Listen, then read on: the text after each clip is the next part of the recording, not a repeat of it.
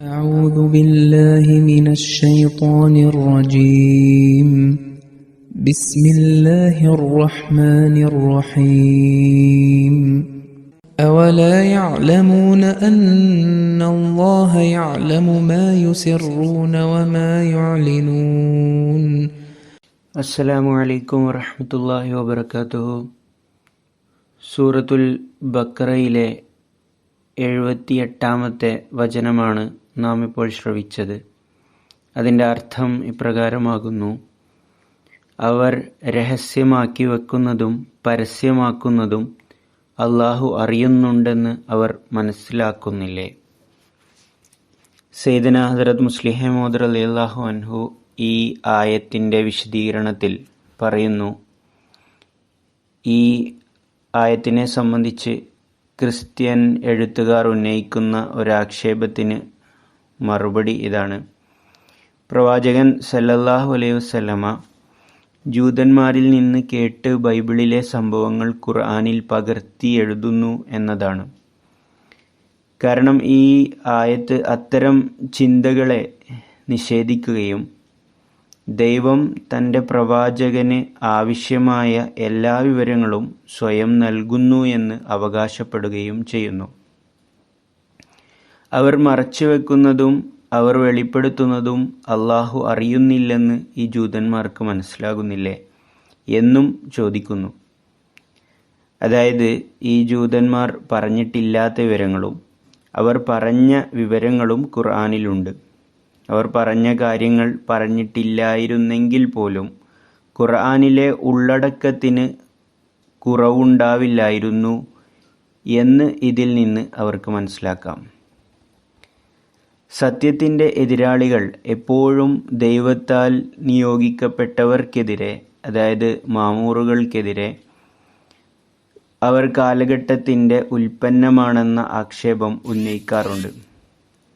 ആ കാലഘട്ടത്തിൽ പ്രചാരണത്തിലുണ്ടായിരുന്ന ആശയങ്ങളിൽ സ്വാധീനിക്കപ്പെട്ട് അവർ തങ്ങൾക്കായി ഒരു സ്ഥാനം നിശ്ചയിക്കുന്നു എന്നതാണത്. എന്നാൽ ഒരു സംശയവുമില്ല, എപ്പോഴെല്ലാം ദൈവം ഏതെങ്കിലും ദൈവത്താൽ നിയോഗിക്കപ്പെട്ടവനെ അയക്കാൻ ഉദ്ദേശിക്കുന്നുവോ അതിനു മുൻപ് തന്നെ ആളുകളുടെ ശ്രദ്ധ ഒരു വരാനിരിക്കുന്ന ദൂതനിലേക്ക് തിരിയുന്നു. മുൻ പ്രവചനങ്ങളിൽ ചിലത് ഈ കാലഘട്ടത്തിൽ പൂർത്തിയാകുമെന്ന് ആളുകൾ ചിന്തിക്കാൻ തുടങ്ങും. ചില അടയാളങ്ങളിൽ നിന്ന് ഈ കാലഘട്ടത്തിൽ ആ വാഗ്ദത്ത ദൂതൻ വരുമെന്ന് അവർ ഊഹിക്കും. അങ്ങനെ സംഭവിക്കേണ്ടത് അത്യാവശ്യമാണ്. കാരണം ദൈവത്താൽ നിയോഗിക്കപ്പെട്ടവൻ വരുന്ന സമയത്ത് അദ്ദേഹത്തെ വിശ്വസിക്കുന്നതിനുള്ള സാഹചര്യങ്ങൾ ലോകത്ത് സൃഷ്ടിക്കേണ്ടത് ഒരു നിർബന്ധിത കാര്യമാണ്. അത് ദൈവത്തിന് അവഗണിക്കാൻ കഴിയില്ല. അതിനാൽ ആ ദൂതൻ വരുമ്പോൾ തൻ്റെ വരവിന് മുൻപ് തന്നെ അന്നത്തെ പണ്ഡിതന്മാരുടെ ശ്രദ്ധ പതിഞ്ഞ പ്രവചനങ്ങളിൽ നിന്നും അദ്ദേഹം പ്രയോജനമെടുക്കുന്നു.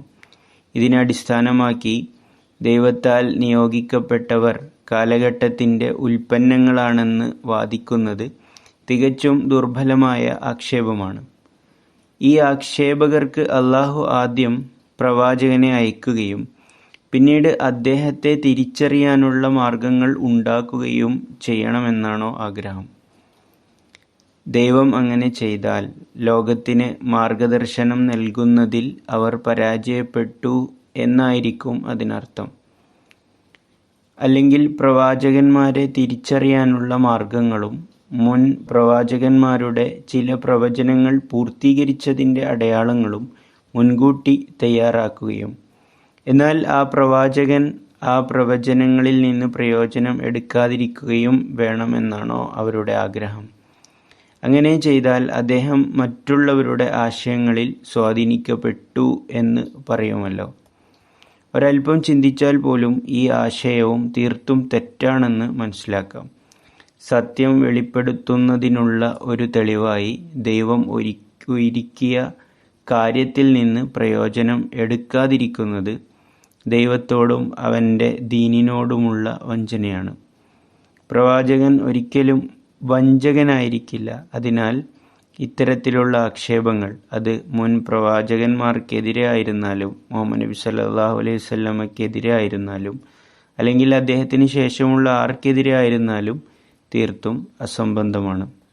ഈ വചനത്തിൻ്റെ വ്യാഖ്യാനത്തിൽ തന്നെ അള്ളാഹു ഇത് വളരെ മനോഹരമായി നിഷേധിക്കുകയും ഇങ്ങനെ പറയുകയും ചെയ്യുന്നു: നിങ്ങൾ പറയുന്ന കാര്യങ്ങളും നിങ്ങൾ പറയാത്തതോ പറയാൻ കഴിയാത്തതോ ആയ കാര്യങ്ങളും നമ്മുടെ ഗ്രന്ഥത്തിലുണ്ട്. അള്ളാഹു എല്ലാ കാര്യങ്ങളെക്കുറിച്ചും അറിവുള്ളവനാണ്. അവൻ്റെ പക്കൽ നിന്നുള്ള ഗ്രന്ഥത്തിന് മറ്റാരുടെയെങ്കിലും പറഞ്ഞുകൊടുത്ത അറിവിൻ്റെ ആവശ്യമില്ല. എന്നാൽ മറ്റൊരാൾ ഒരറിവ് പ്രകടിപ്പിച്ചതുകൊണ്ട് മാത്രം ആ അറിവിനെ ദൈവത്തിൻ്റെ ഗ്രന്ഥത്തിൽ നിന്ന് ഒഴിവാക്കാനും കഴിയില്ല. അങ്ങനെ ചെയ്യുന്നത് സത്യത്തെ നിഷേധിക്കുന്നതിന് തുല്യമാകും. അത്തരം പ്രവർത്തനങ്ങളിൽ നിന്ന് അള്ളാഹുവിൻ്റെ ഗ്രന്ഥം അതീതമാണ്. അല്ലാഹുമ്മ സ്വല്ലി അലാ മുഹമ്മദിൻ വആലി മുഹമ്മദ്.